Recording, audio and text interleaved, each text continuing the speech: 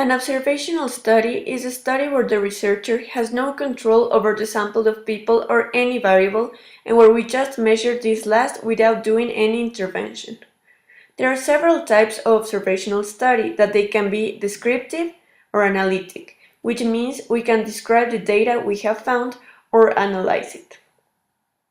As well, these studies can be longitudinal or cross-sectional. The first one involves numerous observations over data over long periods of time instead of cross-sectional, where we focus at one specific moment in time. If we're talking about descriptive studies, this can be focused on the population, which means we are facing an ecological study where we use secondary data usually obtained from other institutions. However, if the study is focused individually, we're having a cross-sectional study, which helps to establish the prevalence of a certain condition. Analytical studies can be separated into two main types of studies. The first one is cohort study, a type of longitudinal study where we investigate the outcome of a sample of the population and a specific exposition.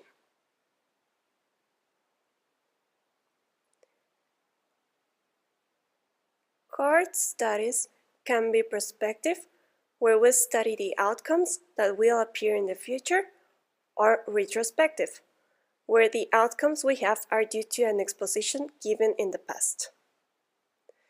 This type of study helps to calculate the incidence of exposed versus non-exposed, and also to estimate the risk. To do so, we must calculate the relative risk. The other type is case control study, where we have the outcome of two different groups, the patients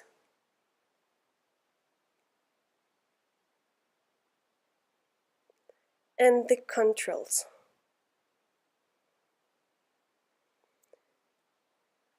To determine if a specific attribute is the cause of the outcomes, this study can be prospective or retrospective. In case control studies, we search to prove a hypothesis, and we calculate the odds ratio to do so. Why should we make an observational study? Usually, observational studies are less expensive than clinical trials, as well as they don't violate ethical standards. For example, if we want to investigate the relationship between smoking and the risk of developing cancer, it will be unethical to give cigarettes to people randomly knowing the possible outcome. Observational studies are also useful when we are facing a rare condition, where it's better to study the causes we already have, for example, in studies such as cohort studies. Nevertheless, there are also certain limitations for observational studies, because of the fact that we don't make any intervention.